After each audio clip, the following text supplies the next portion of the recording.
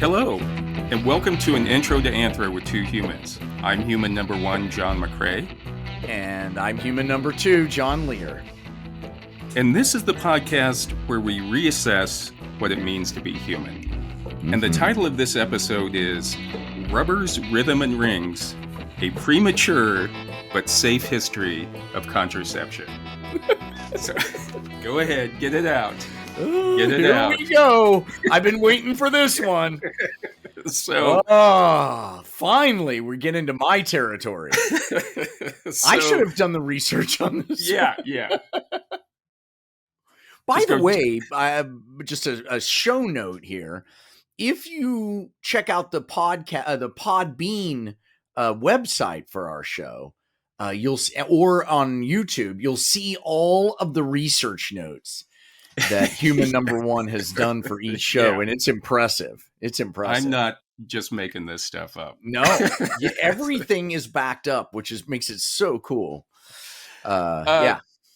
So just to give you a little history of this topic and why we're talking about this, not long ago, I'm always checking my news feeds, as you know, and as you are too, just trying to find like anything having to do with anthropology. Yes. Got to get it out there to our. I've been sending you a lot of stuff recently. I know. We'll get to all of them eventually. Keep sending it. I will. So I was looking at one of my news feeds recently, and a photo popped up. And the photo, I couldn't quite tell what it was at first. It definitely looked like it was leather or fabric. Oh boy. It was old. It looked dried up. It had a pouch at one end, and it had two straps coming off of the pouch. Huh. And there was no ruler or like nobody dropped a quarter down there for me to see what the scale size was. Yeah. So it could have been, maybe it looked like a satchel. Right. That's what my mind, I'm used to looking at like yucca sandals or, old pieces of fabric or cloth. And I thought maybe it was a pouch that somebody, stored there. When you make stone tools, they used to carry around cores, which was a piece of flint, and then you could knock off that flint whenever you needed a new blade. So I thought maybe that was a tool kit. I thought maybe your weed to carry your weed around. Yeah, as old as time itself. People carrying weed around with them. It's true. They we need to do on that frozen guy from China who they found weed on him. Oh yeah, man. Put a note in that. There we go. Hey man, he's just keeping it real. So then I thought, well, maybe it was a slingshot. So then I finally just gave up, and I opened up the article, and it was a condom used by King Tut. No. Yeah. It was found in. Yeah. So it would just cover the tip of his penis, and then the strings would. Where do you tie the strings? In your taint? You tie them around your waist. Your balls? Oh, around your waist? Yeah. Yeah. I'm trying to. Okay. All right. I guess. Yeah. Okay. So it was a long. Like I say, I couldn't tell how long it was because it would at least drop a pencil or something. Yeah. Give us like you said, a dime or something. Yeah. Because this could be like parachute size, or it could be the size of a thimble. I don't know. So anyway, but it was found in King Tut's tomb back in the 1920s. Wow. And it's made of linen soaked in olive oil. Ooh. The pouch went around the penis, and the cord went around the wearer's waist. So you have to tie it back there. But why would you soak it in olive oil? And linseed doesn't seem very waterproof to me. Or linen. It was linen. Oh, linen. It was made out of cloth. Linen. I mean, that's even less. That's very porous. I think the olive oil was meant to make it more waterproof. I see. Like if you soak it. Yeah. Got it. Okay. It's weird because I put a cheesecloth soaked in olive oil on top of my turkey when I'm smoking a turkey every Thanksgiving. Yeah. Butter and a little olive oil. Something you and King Tut have in common. It's beautiful. People haven't changed that much. True. You put it over the breast, And then at Really? the end, you peel that off and mwah. Really? Mm-hmm. Really? Yeah. Well, I've never been invited, so I guess I wouldn't Well, know. you're invited. I'm not going to make you come all the way hang out with my family. You have a lot of people there. It's like a restaurant. Yeah. When you do it, I probably Yeah. couldn't get a reservation there. No, are you kidding? You're VIP. You can come anytime you want. You guys almost came one year. Yeah, it fell through at the end. Yeah, I remember that. I took it personally. But you have to get like extra tables and everything, right? Yeah. I've seen photos. Yeah, of it's it. like 30 people, or sometimes. Yeah, it's big. Do you serve, or do you hire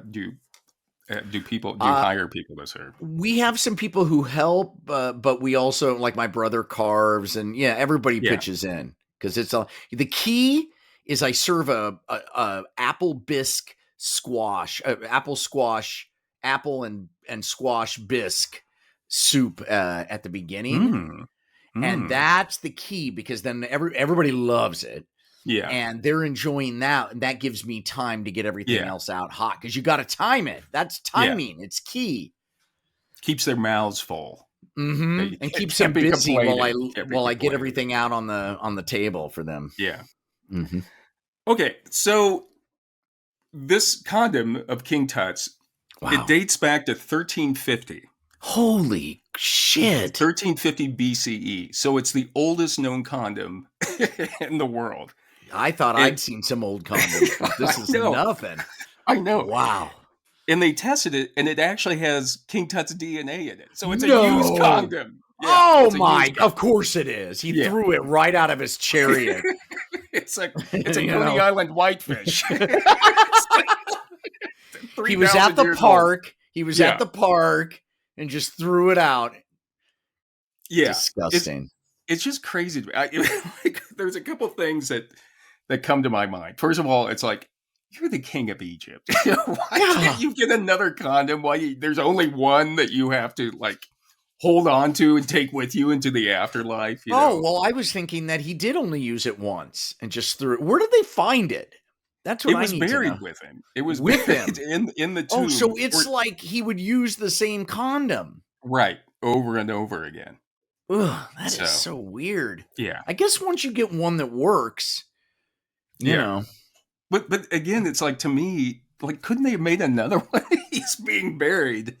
Here's the part I don't understand. Does it cover the entire penis or just the tip of the penis? It looks like this one covers the entire penis. Now that I know what it is, you can tell that it's long enough to have covered the entire penis. We should put the image in our notes. Yeah. Yeah. Okay. And don't tell anybody. Let them just try to guess what it is. Okay. Because I'm looking at it now, and I still say, there's no way I would have known what that was. The other thing that comes to my mind is this part of that, advanced technology that the ancient aliens were supposed to have given to the Egyptians. Every anthropology podcast we always end up with the ancient aliens at some point. I'm just like, but it's just a pouch with straps on it that you put it on your penis and tie it around. And I'm just wondering, as they were levitating the granite blocks, did an ancient alien also say, like, you know what? If you take some cloth and put a strap on it and put it on your penis, they keep you from getting gonorrhea. I agree with that, because it's like, how did they figure that out? Yeah. I mean, that's pretty scientific. To know that it's protecting him, I don't know. Yeah. From STDs or was it simply designed to keep him from getting a woman pregnant? Because if you get a woman pregnant, then suddenly, she's the kid's royalty. Well, I think they had some mummified babies or fetuses with King Tut as well, so they don't know if that was somehow related to it. Jesus. Yeah. The second thing that happened shortly thereafter was my wife sent me a photograph. And when I opened up the photograph, I couldn't tell what it was. Once again, it was you couldn't tell scale. Right. It looked kind of long. Mm-hmm. It was dark. It looked old, possibly made of iron or wood. It had a handle on one end and what looked like a percussive type of it. Like you could use it for pounding or something. But again, so trying to, keep my archaeological chop sharp, I'm like, I'm not going to look at what it is. I'm going to try to figure out. I couldn't figure out what this thing was. And so finally I just said what most people or most archaeologists say when they can't figure it out. It must be a digging stick. That's your fallback. Yeah, that's somebody used that for digging. That's hilarious. I finally opened it up. It was King Tut's penis. His erect penis. Yes. Oh my God. It had been mummified with him, and when Howard Carter, what, they cut it off and put it somewhere else? Like in no. He had found when the mummy was first found by Howard Carter back in the 20s. Apparently, when he unwrapped the mummy, it was this erect penis at 90 degrees. What? You never hear about this. No, you don't. Steve Martin didn't sing about this. I know. What? So wait a minute. King Tut had a boner? Yeah. After he was dead, he died with a full boner. They mummified him with a boner. What do you mean? So they made it hard? They made it hard and put it at a 90-degree angle sticking up. 90 degree? What do you mean straight? Wait, so straight out is 45? So it's like straight up?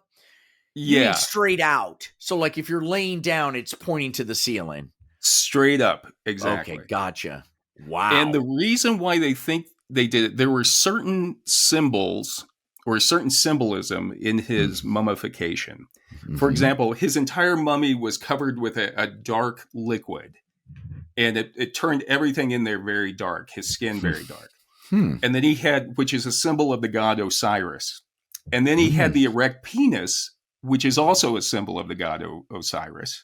And then he's missing his heart, which in Egyptian mythology, Osiris had his heart cut out. So they think that what they were doing when they mummified King Tut was to kind of, there was some religious turmoil going on there. So they buried him as Osiris to kind of put this like, look, Osiris is the main god that we're worshiping here. And but the thing, when at some point when Howard Carter, I'm still just kind of imagining. Oh, Howard! You could just be like, "Whoa!" I mean, that's the Viagra ad, right there, 3,000-year-old boner. Oh my!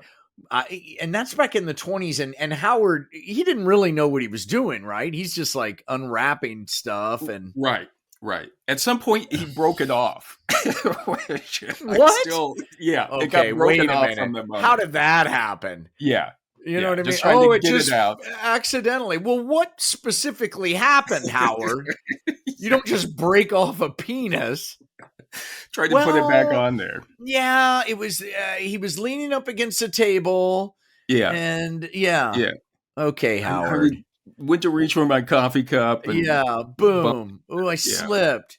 That's I have a friend who is a he's a what do you call it? A butt doctor, proctologist. Yeah. And he says, I say, what's the thing that is found up people's butts more than anything else when they come into the Yeah. And he says shampoo bottles by far. Really? And I said, well, what do they say? And he says, they always say the same thing. I slipped. Yeah. It could happen. That's what. And he says, we always just nod and look at him like, that'll happen. That's the reason why I just use bar soap. I'm so scared to death. I'm scared to death of that happening. But again, you never hear about King Tut's penis. Like when he toured back in the 70s or 80s. Yeah, we went. Our family took us, right? Did your family go? No, we came. I remember it coming through. It was so hard to get tickets, but my mom made us go. Yeah, it was terrible. Long lines, forever, horrible. You didn't miss much.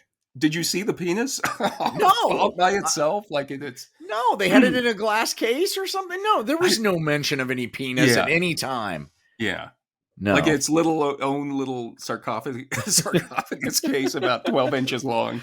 Like, can you imagine Howard trying to glue it back on? Or, you know. before God anybody. damn I gotta it. stay late. I gotta stay late tonight. Trying to get it to tape that thing back on and hope nobody notices. He should have just used the condom and then put it over the penis and then tied it around his hips. And it would have held it there like a dildo. Just wrap that thing back up and put the lid and then on wrap it up. Mm-hmm. Let's put it back. Yeah, Nothing here. I don't Nothing know. interesting here. So anyway, with all this academic Egyptology in mind, I thought maybe today we could take a look at contraception, and not to mention even contraception is always in the news. Yeah, it's always controversial and controversial. Get it? Yeah.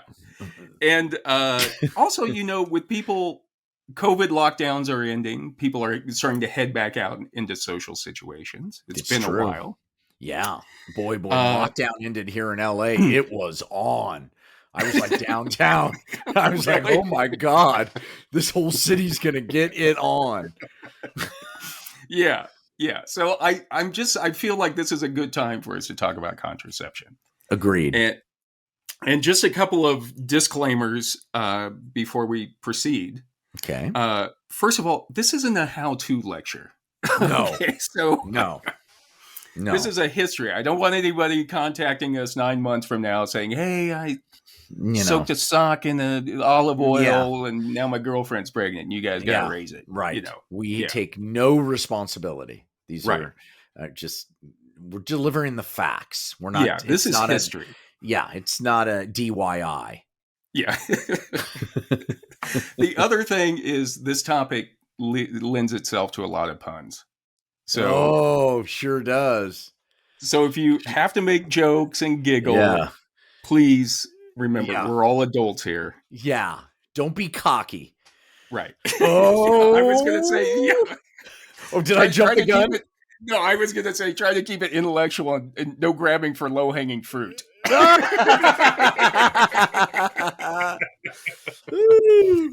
Okay, so let's proceed on. So if you look online and in several books, they will say that the oldest known representation of condom use is in the Grotte de Combarel caves in France.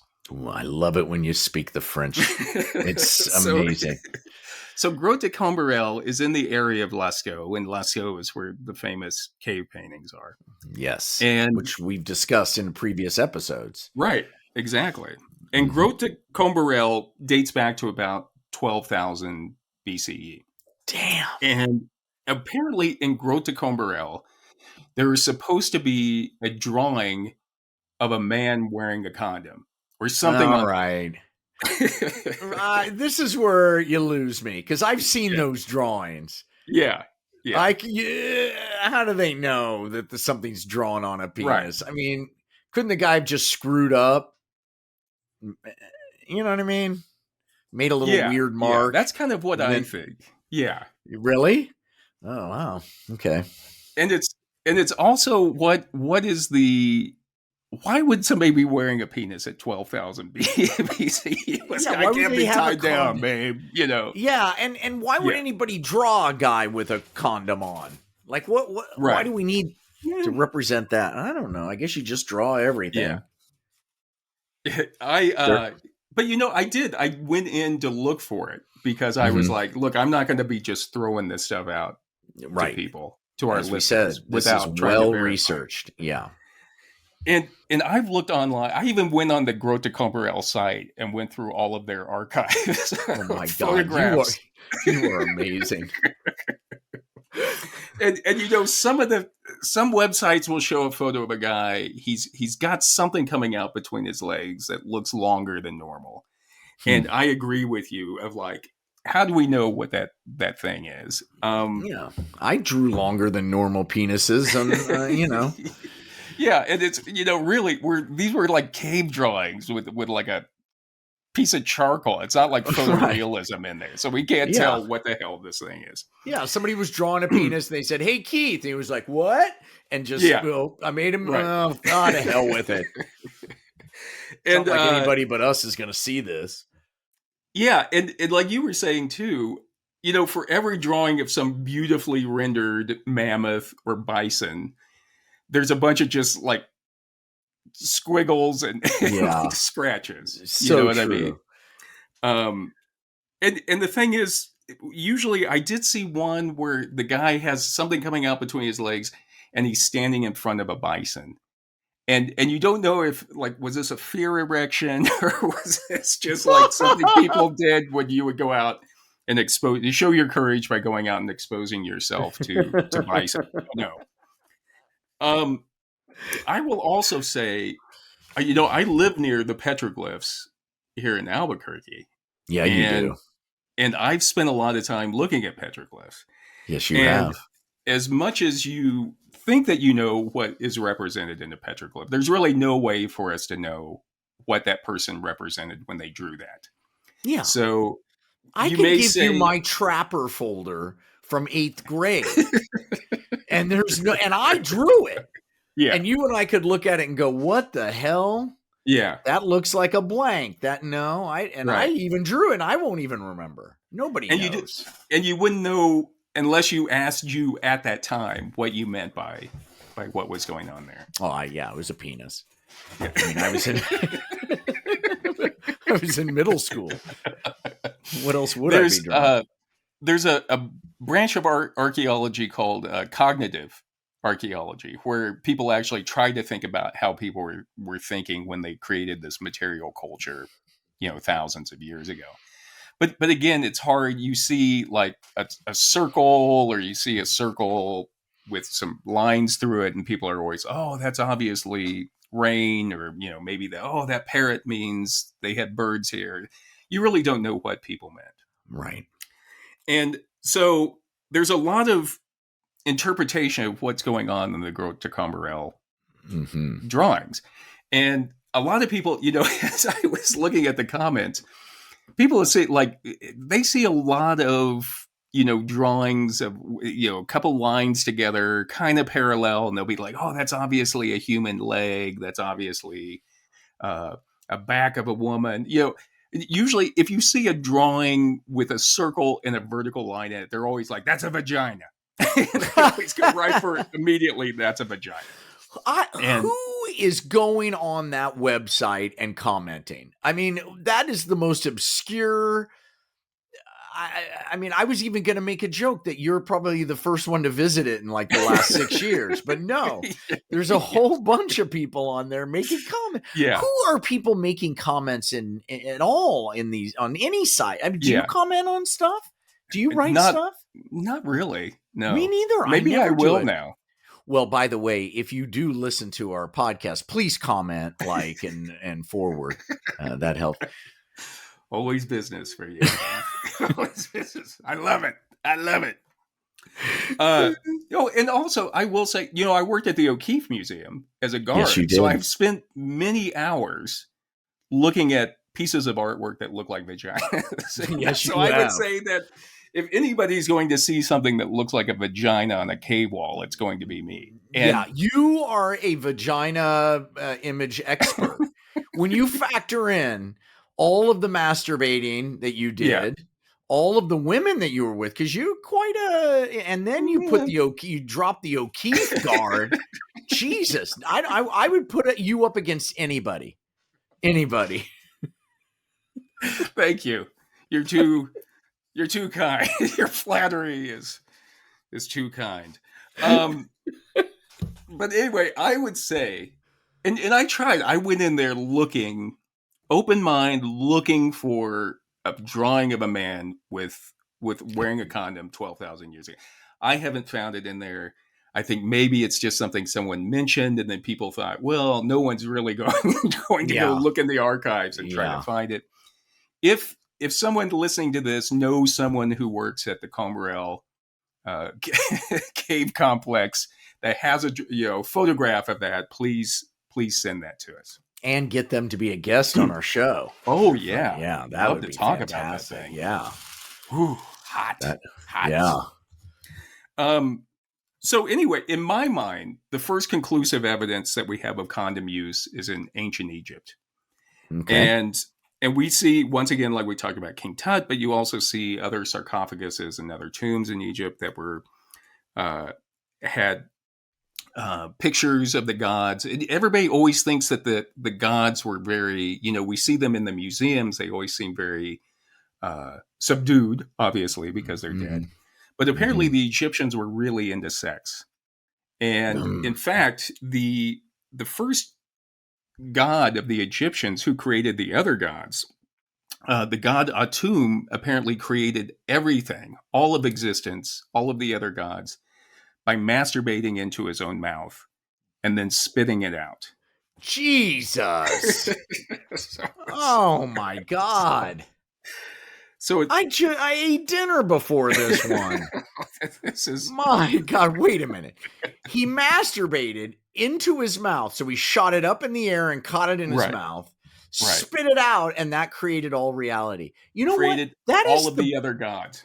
And everything, created everything, right? Yeah. That of all the concepts of how all of this reality got started, I'm going with that one. That one sounds exactly right. Some goofball god masturbating, gets in his mouth, he spits it out, and now here we are doing a podcast about God wanking off. It makes to me it makes as much sense as anything. Honestly. It does. I kind of like it. I mean, it's gross, but I like it. But the Egyptians use a lot of different types of contraception. So they had obviously the strap-on condoms, which were developed from men's like loincloths. They think kind of like the penis sacs. And from about 1350 to around 1200 BCE, they had just condoms that would cover just the tip of the penis. It wasn't like a full-on. See, that doesn't make sense to me, because if you're tying it around your waist, then those strings are going to go out. You know what I mean? And then when you try to put your penis in, those strings are going to get in the way. You see what I'm saying? I never thought about that. You need to have like some duct tape or something. Yeah. You know what I mean? It's like the guy lines that you have on your tent. They're going out and you can't. I'm gonna let me know where these cognitive archaeologists are, because I need to explain. I think we'll send you back to some of my concept. Okay. Oh God, I'd love it. I'm going to try to get you a position of like visiting doctor or something to talk about cognitive archaeology. What were they thinking? Yeah. That's what the whole course. That's what the name of the course is. What were they thinking? The other things that the Egyptians used were something called a pessary. And a pessary is a vaginal suppository. So it's something you put into the vagina to... Like a dental dam? Or like a... Usually it was a substance. So it was a substance that you would put into the vagina to block the cervix. And one of the ones that sounds super comfortable. yeah. One of the common ones that they mentioned in Egypt was crocodile dung. So you would use crocodile dung with honey or fermented dough, and you would insert that into the vagina to keep from getting pregnant. Okay, but oh my God. Okay, but how do you get it out? Like you just. Oh Jesus! Yeah. I don't want. They also mentioned using elephant dung later on. My God! Every time we do this podcast, somebody's rubbing poo on something. Yeah. I mean, everybody. I guess there was just poo everywhere, and you were like, "Well, let's try this." It's got to do. It turned a negative to a positive. Make it into something good. Cleopatra, for example, despite all of her affairs with Roman generals, she only had 2 children. And so historians think that she probably was using a pessary of some sort to keep her pregnant at that time. What an amazing... I mean, I wonder what she was like. Jesus. Yeah, she charmed everybody. Everybody ruled everything. And amazing. Yeah. Amazing person. We'll have to come back to her, because I think now there's a lot of... She's been in the press because of this new movie that's come out about Cleopatra. No, so really? Yeah. Okay. Love that. Love that. For Romans, sex was ubiquitous. Like if you were a man, you could get sex wherever you wanted if you were Roman. Yeah. I mean, it was just a fuck fest. Yeah. All of Rome. All you did was vote and fuck. And go conquer other countries. And go and build walls. Yeah. Yep. Okay. But for women, sex out of marriage was a no-no. So they said, of course. Yeah. The guys can do everything. Jesus. But Romans always wanted small families. And the reason is that you didn't want to break up your property or your value or your valuables. So small families were common. And Hesiod, who was a Greek philosopher, said that the Greek ideal was to have one boy and one girl. The boy was to carry on your lineage, and the girl was for you to marry off to form an alliance with somebody else. That's what I have, a boy and a girl. I know. I'd be perfect. Yeah. Were you thinking about that, or were you? My daughter isn't going to go marry off for an alliance. I'll tell you that much. For Romans, this is awful to me. For looking back on it, like girls were married off by the age of 12. Holy crap! Men. Yeah. But people died. When did people die? In their 30s? Probably 30s or 40s. Yeah. Mm-hmm. Okay. Yeah. And in the 1st century BCE, the population of Rome was in decline, like native-born Romans. And so the Emperor Augustus actually had to pass a law outlawing contraception. Wow. So he was trying to get more. It's kind of like what we see now with a lot of people like replacement theory or whatever. Yes. Like, hey, we need to. Yeah. Well, we need to have more. Yeah. But like it was Christian cults where they just have to have, and Orthodox Jews too. Supposed to have lots and lots and lots of people. But it was, but yeah, in those Roman times. So he passed those laws. But the thing is, how do you enforce that really? And so contraception was still being used by rich people because they didn't want big families. Right. And so the rich people would use a few different things. There was obviously the condoms that they would use. They would use pessaries. Some of the Greeks and Romans even talk about using a hollowed out pomegranate shell as like what you were saying, being kind of a diaphragm to block the uterus. Oh, I see. Inside the vagina to block the uterus. God, I love pomegranates. Don't you? I do love pomegranates. God, you give me a bunch of pomegranate seeds and I'll eat them. Oh, yeah. I'll do it. You got to make certain that it doesn't get on your clothes. I know. I made the mistake of eating them in bed once, and boy, it looked like a family had been murdered in there. What were you doing eating pomegranates? I don't know. I don't know. Emperor Augustus. Bring me my... there was also reports of Roman soldiers using goat bladders and animal skins from animal intestines as condoms at that time to keep from getting what they called Mount Vesuvius's rash. Some sort of STD. STD that they would have to watch out for. Yeah. There are also records of wealthy women who like to have sex with gladiators. Because gladiators, they were like the superstars of the time. It's like having The Rock, you know? Yeah. And he would have to come over there. You know what I mean? He'd be like, come here. Yeah, come over here. You killed some Christians. Now come and bang me. Yeah. So, and they're known to have used like some sort of leather sheath, or there was even like a metal hood helmet that they would put on the end of their penis. Jeez, metal? Yeah. What?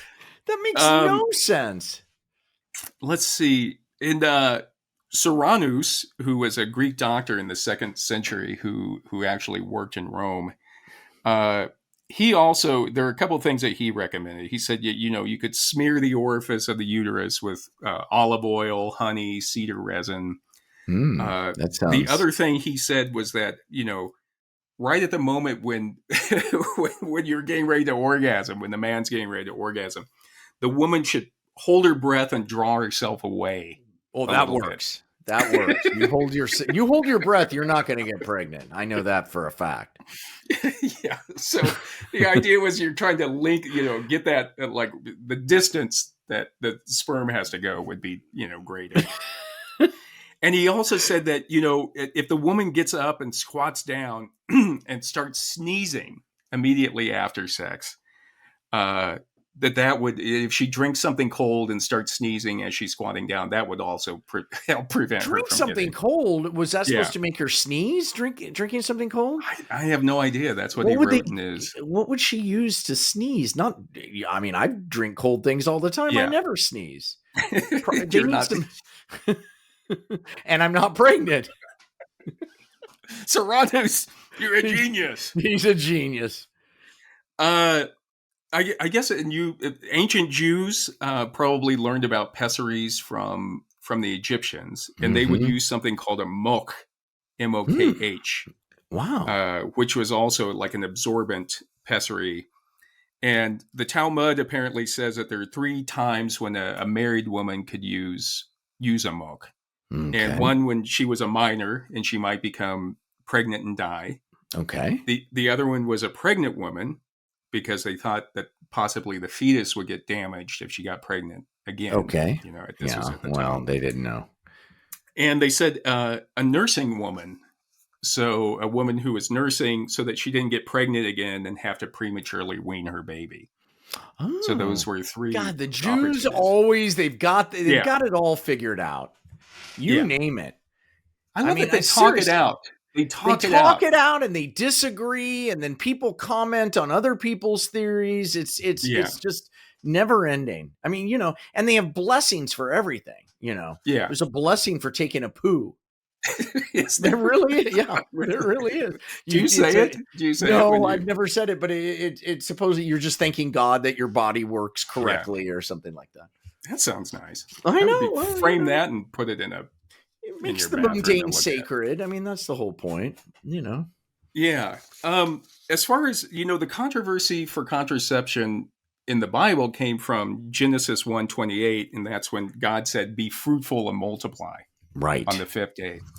And I've always taken that as being kind of like a toast at a wedding or something. I never considered that to be like a commandment or something. Oh yeah, that's a commandment, brother. That's where all those Orthodox and Christian fundamentalists like culty group, like the Quiver movement. You know about them, or people like that, where they the Duggars. Have you ever watched the Duggars? Yeah. Have as many as you can. Yeah, and to me there's the controversy comes from, some people, they always go back to the son of Judah, who his son died, and he tried to get his son Onan to marry Er's wife, which is called levirate marriage. And levirate marriage says, hey, if your brother's wife dies, then the next son has to go marry her and continue on, get her pregnant and continue on the brother's line. Weird. Yeah. And it was really, if you think about it, it was a way to maintain that alliance, because probably the first son was married off to create an alliance with somebody important. And then if he dies, it's like, wait a minute, you're on deck. My brother and I dated the same girl, not at the same time, at different times. Yeah. Yeah. Yeah. He dated her first, and then I did. I didn't really know that they were dating, though. I thought they were friends. Anyway. Oh, really? We worked it out. Okay. Wow. I had no idea. Yeah, it was So anyway, the problem with now comes with Onan. When he went, Onan didn't want to get his brother's wife pregnant. And so what Onan said was that he wouldn't get her pregnant, which was kind of like coitus interruptus. In other words, he would withdraw before, he would disperse his seed. Yes. And so rhythm method. Yeah. And apparently that God got mad at that too, and killed Onan for doing that. Mm-hmm. And the problem is now, or the interpretations of now, is some people say, look, when he said you have to, be fruitful and multiply, he meant every time you have sex, you have to get pregnant. or you Yeah. had to be trying to get pregnant. Yeah. Yeah. And the other people said, well, when Onan was pulling out, he was really he was kind of angry at levirate marriage. In other words, he was trying to argue against levirate marriage, and it wasn't that he was really against having children. He just didn't want to have his brother's children. Okay. That's, Yeah. but I think that's fair. yeah. But he was killed. God was like, no, you're dead. He doomed him. I said, be fruitful and multiply. That's not a toast. Yeah. What part of that did you not hear? Yeah. That's the 11th commandment. There's something. I was like, why didn't he put that in with the other commandments? That's what I want. Well, see, that's the New Testament. For the Torah, there's like 612. I mean, for the Tanakh, there's like 612 commandments. Which, by the way, back to pomegranates. Yeah, pomegranates is a very popular fruit in Jewish culture because supposedly it has 612 seeds. It doesn't, but the idea is that it does. Really? One to represent each commandment that you have to follow to be a Jew. Now, a lot of the commandments are like kill a goat and there's but supposedly there's 612 or something like that. It's I don't know. People will comment on our podcast and tell me. But see how I tying it all together, bringing it all back to pomegranates. That's fascinating. It's like you knew. It's like you knew. In the 1200s, Thomas Aquinas was the one that kind of came out and said for Christians, like, oh, no contraception at all. Oh, Aquinas, come on. And again, that's kind of where we're still using that from Thomas Aquinas, this argument that like, oh, no, be fruitful and multiply. You can't be using contraception. And my point is also that, this was a time when women were married at 12 and were dead by 40. Yeah. And probably there was a lot of people that were dying very young then. And you had to, there was a reason why at that period you wanted your population to grow. Things have changed since then. Yes. We're living longer. Women aren't getting married at 12, thank God. And pretty soon we'll never die. We're never going to die. Yeah. That's coming. Thank God I'll be dead for that. I don't want that. That sounds horrid. And so really, to me, it's, in 300 BC, for example, like once they started realizing that the population of the Jews were growing in Palestine or in the area of Judea, it became, obvious that we didn't have enough space to grow food for all of these people. And so that's when you even saw a movement in Judaism from polygamy to, monogamy as a reason to try to like cut down on your population. So it's not like it was unheard of at the time to try to do some birth control or some population control. Right. Okay. Let's see. So in the what do we've got? We've got rubbers, rhythm, and rings. So in the Middle Ages, in the Islamic world, there was a doctor called Avicenna, and Avicenna was a Muslim doctor, and he talked about avoiding coitus during the time that a woman was most fertile, which is the rhythm method. Basically, it's like you have to, use a calendar. It's very complicated. Oh my God, we did that. When Jennifer wanted to get pregnant, we counted the days and had sex, and boom, first time pregnant with Jules. Really? Scared the fuck out of me. I was just like, Jesus. It was like first time. You're so organized. So when you figured out I just followed the directions. I read a manual. It told us what to do. I counted it. We did it, and boom, she was pregnant. It was just, it freaked me out. Yeah, freaked me out. I think that's because you're so organized about everything. Remember, like when you take trips, you would put all your money into little envelopes and everything. So. Well, that was because we were going to get too stoned. I was worried that we'd run out of money. You don't want to be in New Orleans without money. Yeah, I wasn't with you at the time, but I know. Filtered back to me. It filtered back to me that like, Lehr keeps all of his money in a envelope for everything. It was everybody's money. It was their money too. Really? Yeah. We pooled our money, and then I like parsed it out so that we wouldn't blow Really? it all, because we were getting, Oh, we were in high yeah. school. We were getting drunk and high, and I was No wonder worried. you got pregnant on the first time. You're so Jesus, organized. That's God.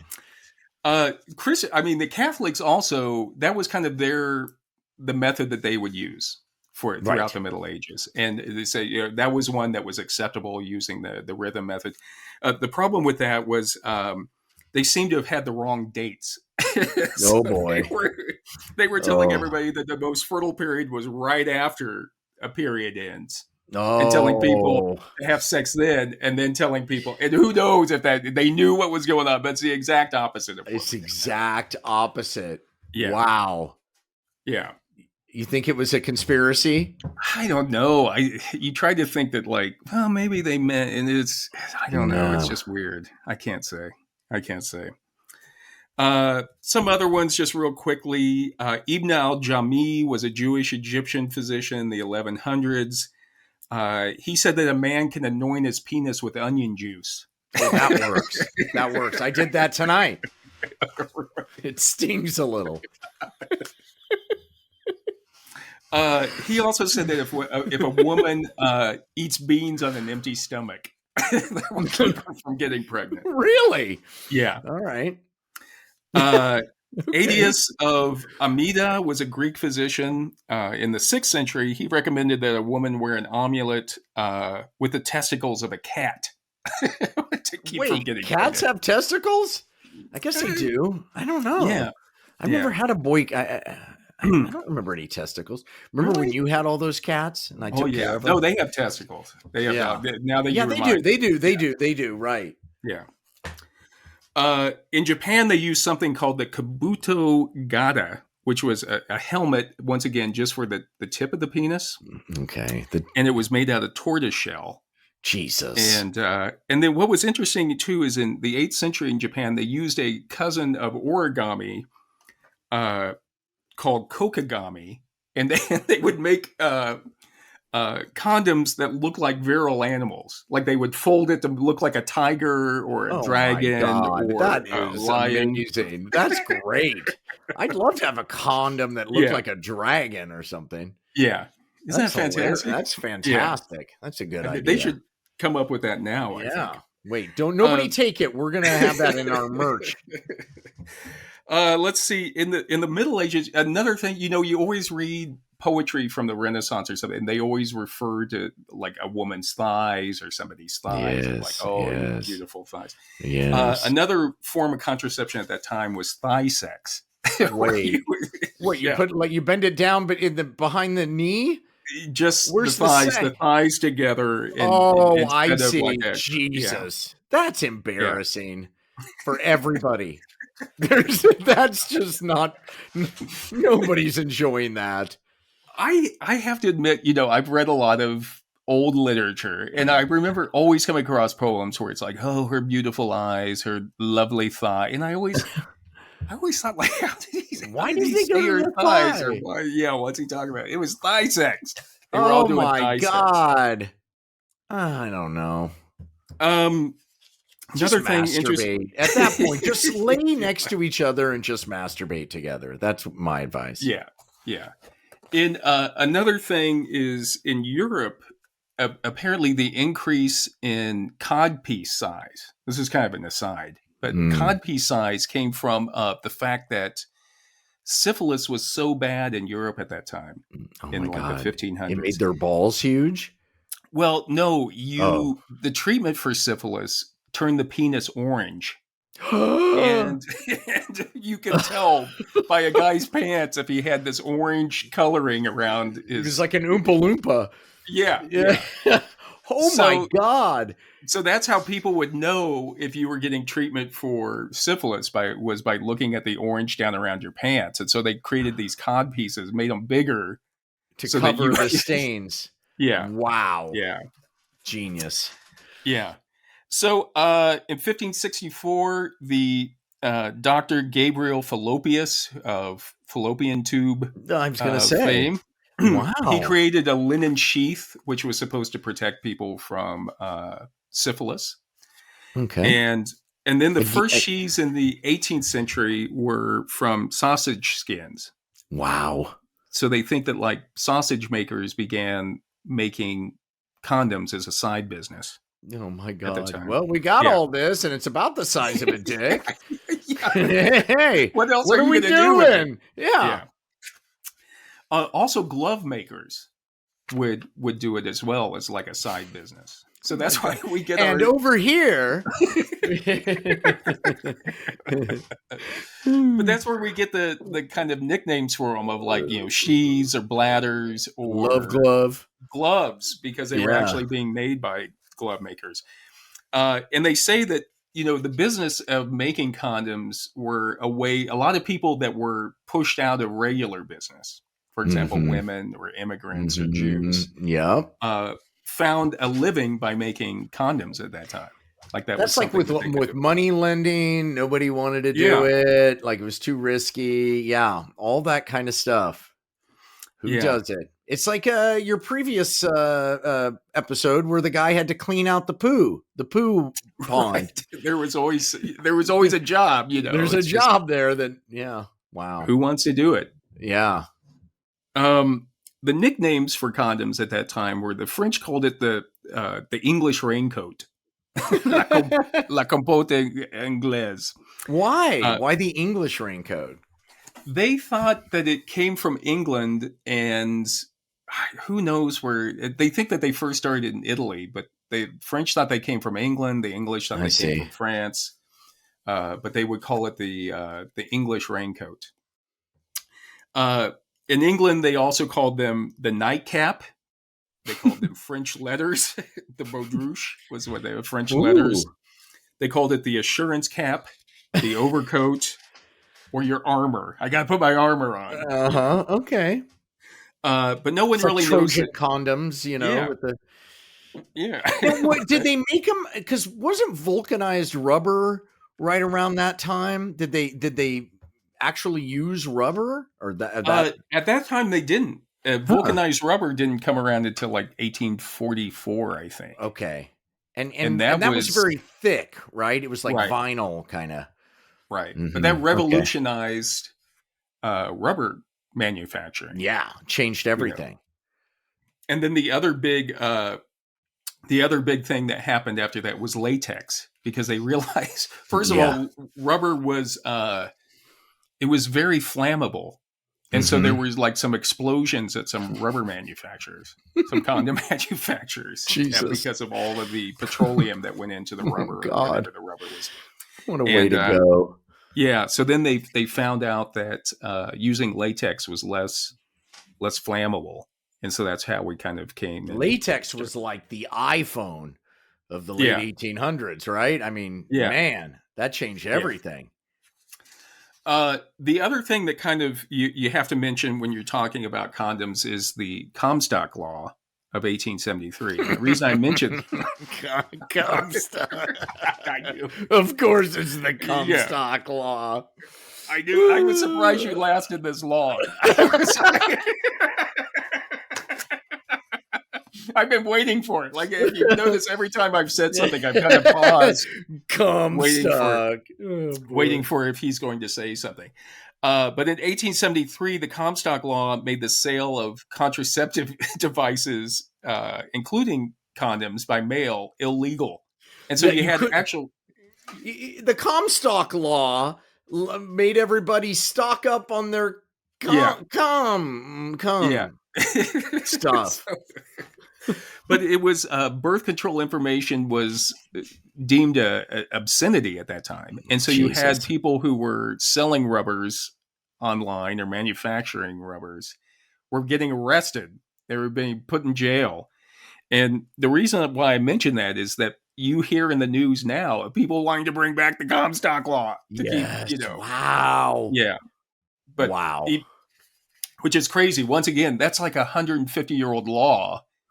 Do we really want to go back to that? But anyway, the point is that by 1931, American companies were making 1.4 million condoms a day. Damn. And barely keeping up. The demand. Keep them going, boys. Yeah, yeah. Crank them out. You know, Get them that stuff. going. Back the trucks in. So there's obviously a demand for it. You know, they talk about the army, like right before World War One. If you were being drafted, one way you could get out of being drafted was if you had a venereal disease. And what draft boards right before World War One realized was that 25% of the inductees had venereal diseases before they even got drafted. You know, it wasn't that they were getting it overseas; they were already had it. So it was actually the military that kind of pushed for, hey, we got to start, you know, using condoms. Boys, People have to use condoms because this is affecting our military. Yeah, we got to keep them alive long enough to kill them. Yeah, right. Yeah, exactly. As far as like vaginal devices, so we've done rubbers and we've done rhythm, and now we're going to do rings. In the 1882, a German physician invented the diaphragm. Wow. For 18 women. what? 32? 1882, I think it was. 82. Wow. That's people that's had used them before, like we were saying. There were caps that were being used. Yes, but he's got the rubber ring with the backstop. Yeah. And in the 1920s, there was a German gynecologist named Ernst Grafenberg who created the Grafenberg ring, which was the first IUD. And really? Yeah. And the IUD is basically a ring or a shaped object with a thread attached to it. Could be made of metal. Now they're made of plastic, I think, and some of them even release a hormone. But causes a mild inflammation in the uterus, which then makes an inhospitable environment for sperm. And the only drawback about the only drawback about the IUD is that you actually have to go to a doctor to have it placed. You know what I mean? Because they have to dilate the cervix to get it in there. Another interesting note: during the 1930s, feminine hygiene products were a euphemism for over-the-counter female contraceptives. And at that time, it was during the Depression, and a lot of families were saying, look, we can't afford to have any more kids. You know what I mean? This is the reason why we need to have, in our marriage or wherever, we need contraception. And at that time, it was so acceptable, at least, that even drugstores like Woolworths and Kresge's had their own women's feminine hygiene product departments where people could go. Wow. Yeah. Wow. And then finally, we just get to the pill, which was invented in the 1950s and is probably the biggest invention to date as far as contraception goes. Yeah. Maybe even beyond contraception. It revolutionized. Yeah. Right. And it uses a combination of hormones, progesterone and estrogen. And what women would take one pill at the beginning of the 5th day after menstruation, then they'd stop on the 20th day. And women did not ovulate during that period. And so that was how it was able to keep from getting pregnant. Those circles. When your girlfriend had those circle packs. Yeah, exactly. And didn't they have dummies? There were dummies, so you take one every day, but some of them were placebo, right? Or something like that. Yeah, just so you would know that you had to keep taking it. So you didn't stop taking it. I'd be with women who were like, they don't take the placebo. They don't need to take a placebo. Yeah. And then God damn it. And if you look down in there and you see like, yeah, I know. Well, oh my God, you haven't. I know. What are all these? They're sugar pills, dummy. You've been taking the actual placebos. You haven't been taking the other. And a couple big names for women who helped make the pill possible. I mean, Gregory Pincus was the big name for the scientist that is credited with. Oh, Jesus. Credited with making the pill or inventing the pill. But Margaret Sanger, obviously, she did her lifelong passion was birth control, and she opened up a lot of birth control clinics in different cities. And then, interestingly, Catherine McCormick, who was the widow of Stanley McCormick, who was one of the sons of Cyrus McCormick, who invented, the harvester. So it was one of the McCormick heirs, Catherine McCormick, Wow. who provided a lot of funding for the research into the pill. Wow. So the harvester kept people from harvesting. Right. So the irony. She apparently had graduated from MIT with a degree in biology and just used all of her wealth to help fund this for women. Amazing. And just one other court case, which keeps coming up now, in 1965, Massachusetts and Connecticut obscenity laws prohibited married women from getting birth control from doctors. And it was only in the 1965 case, Griswold versus Connecticut, that the Supreme Court ruled that married couples had a constitutional right to privacy, and married couples should be able to have birth control prescribed by their doctor. So I wonder why were they against it, because they thought it make the woman promiscuous or something? Like, now she's free. Yeah. I think it was. God, we're horrible creatures. Oh, anyway, so I think that's it, John. Wow, you took us on a ride. You took us on a ride from King Tut to the pill. Griswold. Yeah. All the way. In an hour. In an hour. We did. On the button. Look at you. Yeah. God, you're good. So the reason why did we call it premature? It's because we're still in it. We're still in it. This started possibly 12,000 years ago. And we take 2 steps forward and 6 steps backwards, it seems like. Yeah. We just can't quite wrap our little primate brains around that.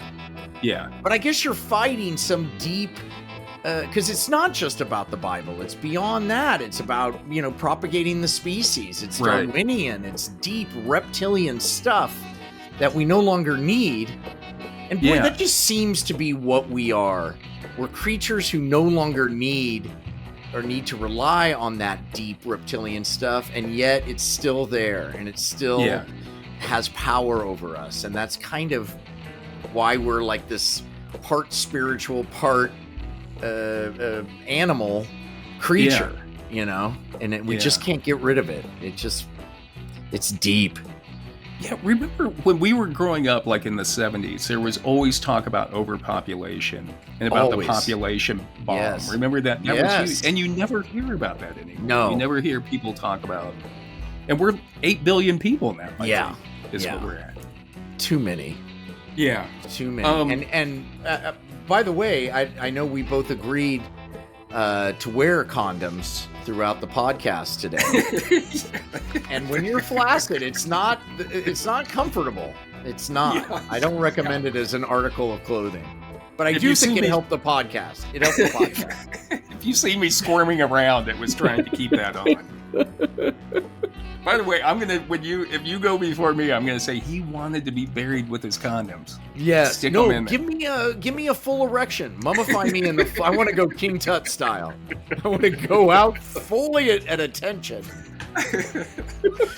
All right. So, finally, I would just say, hey, you got to talk about this stuff. You got to talk about it. With the way things are going, this podcast might be the only place people can talk about this. It's true. Yeah. No, but I mean, the history of anything gives you such a great sort of sense about it. It gives you a whole new way to wrap your brain around today's issues. Right.